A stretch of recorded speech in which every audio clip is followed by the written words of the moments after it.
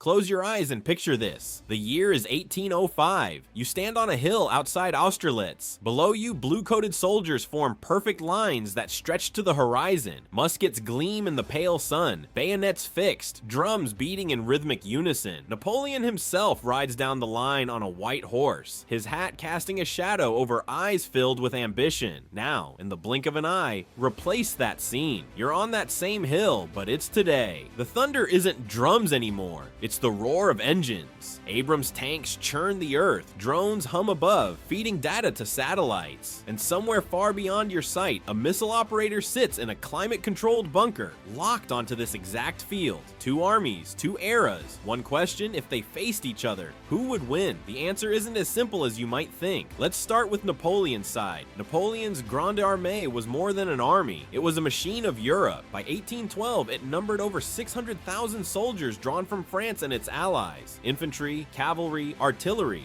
all moving as one. Imagine the sight, miles of columns marching through forests and fields, the rhythmic crunch of boots on dirt roads, flags snapping in the wind, trumpets signaling commands over the roar of battle. They lived hard lives. Most carried everything they owned on their backs. A musket, bayonet, cartridge box, maybe a few days of bread. They were fueled by discipline, loyalty, and the almost mythical charisma of their emperor. Napoleon reorganized warfare. Before him, armies moved like lumbering giants. He broke his forces into corps, smaller armies that could move independently, forage for supplies, and then combine to strike like a thunderbolt. Now, leap forward 2 centuries. Today's modern army, let's use a US Army Combat Division as a reference, is far smaller on paper.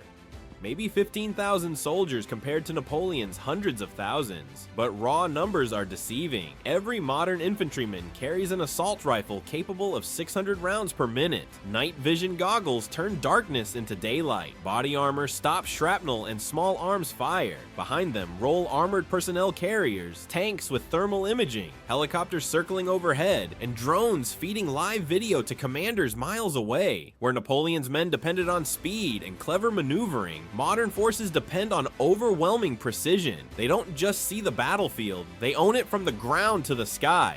But would that tech actually matter if faced with 600,000 men willing to die?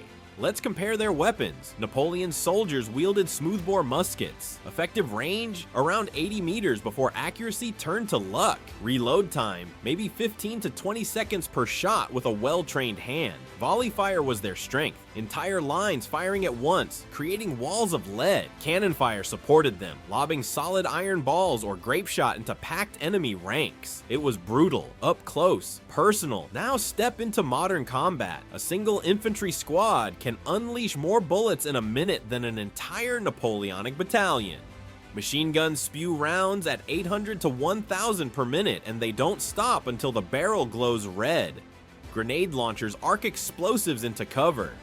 And then there are mortars, airstrikes, and precision-guided missiles that can destroy a formation Napoleon would have considered an entire army. It's not even close on paper. Modern firepower would devastate Napoleonic lines before they ever closed the distance. But war isn't fought on paper, is it? Napoleon's brilliance lay in his mind. He pioneered the use of corps, autonomous units that could march separately and combine for battle. This allowed him to outmaneuver larger, slower armies. His campaigns are still studied today because of how he used deception, feints, and terrain to trap his enemies. Modern generals have tools Napoleon couldn't dream of: real-time satellite imagery, encrypted communications, digital maps that track every friendly and enemy unit. They can coordinate airstrikes, naval support, and armored pushes with a few keystrokes. But here's the twist: modern generals also rely on systems. Cut their satellites, jam their comms, disrupt their supply chains, and chaos can follow. Napoleon thrived in chaos. His couriers, his drum signals, his sheer presence on the field kept his army moving even when plans fell apart. So could old-school genius outmaneuver high-tech command? It's not as crazy as it sounds. If you're enjoying this deep dive into old versus new warfare,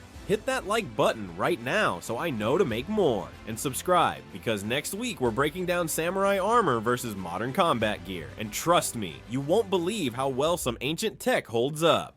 Napoleon's men lived off the land, They marched with minimal supplies, relying on captured grain, livestock, and whatever they could find. This worked until it didn't. When he invaded Russia in 1812, his supply lines stretched thin. Winter came. Food ran out. Hundreds of thousands froze or starved before ever seeing battle. Modern armies? They run on supply chains that span the globe. Fuel trucks, cargo planes, mobile kitchens, medical units. A modern force can fight in deserts, jungles, or mountains without missing a meal. But supply chains have weaknesses. Destroy bridges, ambush convoys, sever communication. And suddenly, even the most advanced army faces the same primal fear Napoleon's men knew: hunger. Could the foraging skills of the old outlast the dependence of the new? A Napoleonic soldier was tough. Months of drill taught them to march for hours, endure mud and rain, and hold their line as cannonballs ripped through their comrades. Desertion was punished brutally, but victories brought pride that bound them to their emperor. Modern soldiers train with technology: urban combat, night operations, emergency medicine. They learn to fight in small squads, adapting instantly to new threats. Body armor and advanced weapons give them confidence that they can survive where their ancestors might not. But morale isn't just tech,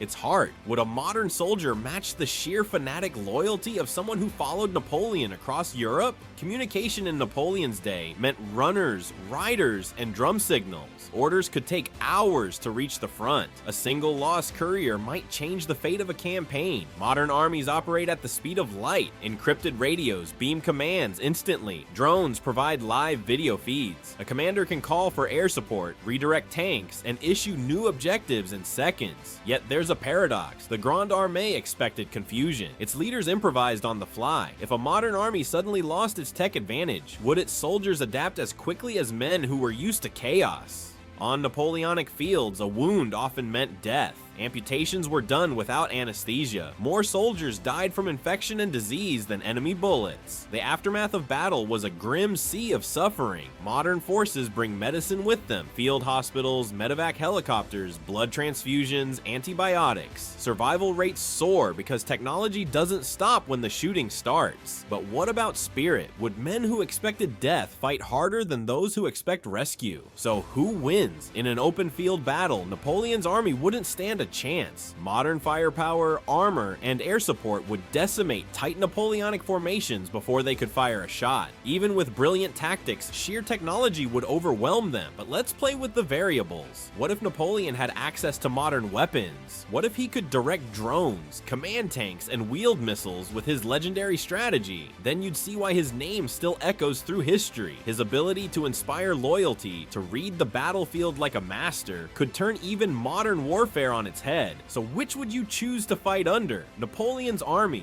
vast, disciplined, forged in fire and loyalty, or the modern army, precise, high-tech, and devastatingly efficient? Drop your answer in the comments, old or new. I read every reply. And don't miss what's next: samurai armor versus modern combat gear. You'll be shocked at what still works after centuries. Thanks for watching, and see you on the battlefield.